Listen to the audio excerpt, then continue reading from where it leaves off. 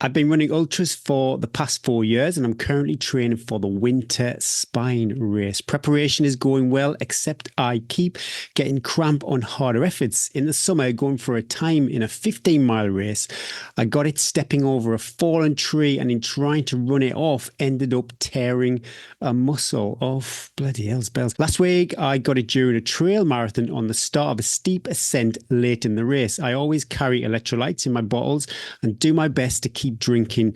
It's always the same muscle too. My physio says it's the gracilis on my inner thigh. I'm taking magnesium at night and collagen in the morning and doing my best with strength and condition, but I'm not sure what I'm doing wrong. Hoping your combined wisdom might be able to help. Thanks for the awesome podcast and great advice. Blessings, Reverend Nick Stevens. Well, the wisest one of our coaches is going to get. Did I pronounce that right though? Gracilis. And what is it? My goodness me, Rebecca, I've got no idea about that muscle.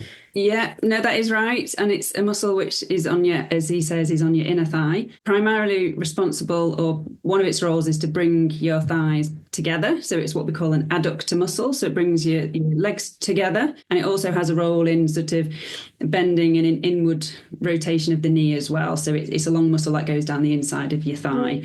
So essentially, my advice here with all sort of cramp type presentations is looking at the sort of endurance of that muscle group. So if your physio has been able to sort of pin it down to that muscle, in some ways that's good because it gives you a target to work at. And I think general sort of adductor work, looking at lots of strength to do with that, but also lumbar pelvic control in general. So what happens to your muscles as you go further on into a race or with harder efforts.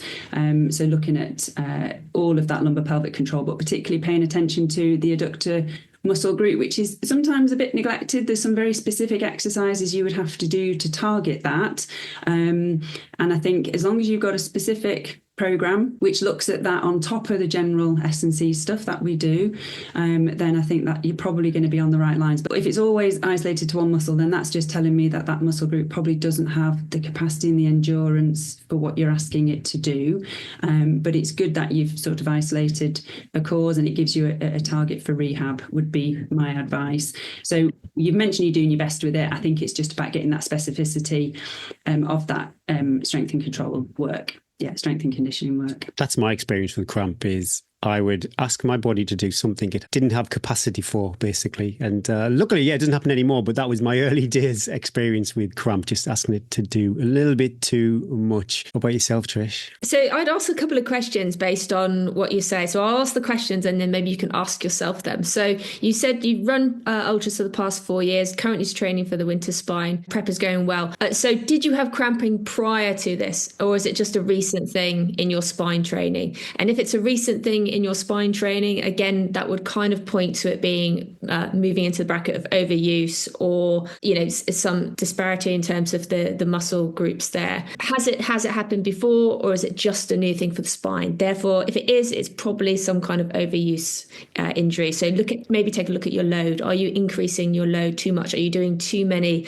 long days out, for example? Have you just started introducing speed sessions, or have you upped your speed, or etc.? So maybe look at your training plan and have a look if there's been any changes there. The second thing is with cramp, generally it is due to either overload or electrolytes. You've got to also remember, looking at where you are, so you talk about being 15-mile race, that could be a point where you're actually quite dehydrated. So if you're becoming more dehydrated, you're more prone to having an electrolyte imbalance and therefore more prone to cramping. So maybe just take a look at your hydration. As runners, we're really bad at actually understanding how much water, how much actual fluid we need to take on. I did a recent study and actually, I thought I was pretty good with taking on water, and I was not comparatively to the amount of that I sweat. So we constantly get that wrong as runners. So have a look at your hydration. You might think you're taking on enough water, you probably aren't. And the last thing I would say is you talk about strength and conditioning. What does your strength and conditioning actually look like? So hopefully you've got something from the physio that says this is the issue, obviously with the muscle,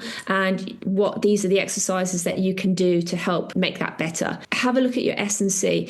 It really does make a difference. So things like lifting heavy and having a periodized strength and conditioning plan. So not lifting heavy all the time, but certainly lifting heavy, for example, at the start of your training plan, and then making sure that's a structured, periodized strength and conditioning plan going through your full training. That's really important. And maybe have a look at your S&C plan as well, because if you're just doing, for example, body weight exercises as strength and conditioning, that's probably not really helping you in terms of being an endurance runner. So yeah, those are some questions I'd chuck out, and maybe some so what's therefore that you might want to do afterwards. But to summarize, electrolytes, dehydration, hydrate well, make sure you check your load increase, and check out your strength and conditioning again to really get into the detail of what that looks like and what it should look like for something like the spine race going forward. Don't forget, you've got precision fuel and hydration in your corner for sweat testing. You can book a call with one of the sports scientists and actually go through your fueling.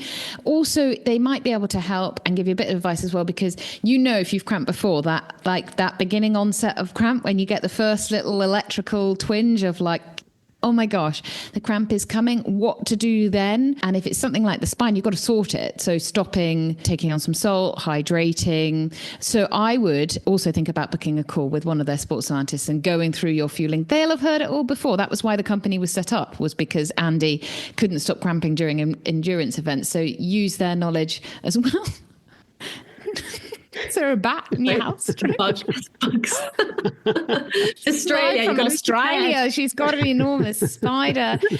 Best of luck. Don't let it put you off. It can be solved. It can be solved. This isn't something that can't be solved. It just might take a little bit of extra work and a bit of thought and care and attention as well. You got this. Just one more thing as well. On the winter spine, you're not going to be doing a hard effort. Like this winter spine is a slog. You might be. You ain't pushing. If you're pushing 3 miles an hour, you are doing well. So there will not be any hard efforts. No, the only thing is if you got very tired, like when you get those couple of cheeky little climbs like Pen or Cauldron Snout or something. Yeah. There could be the so I think your first port of call is dialing into precision fuel hydration and getting a plan in place, as well as doing big list. You might need to replay this a few times if you're a cramper to hear what Trish's question and answer. Ask yourself the question.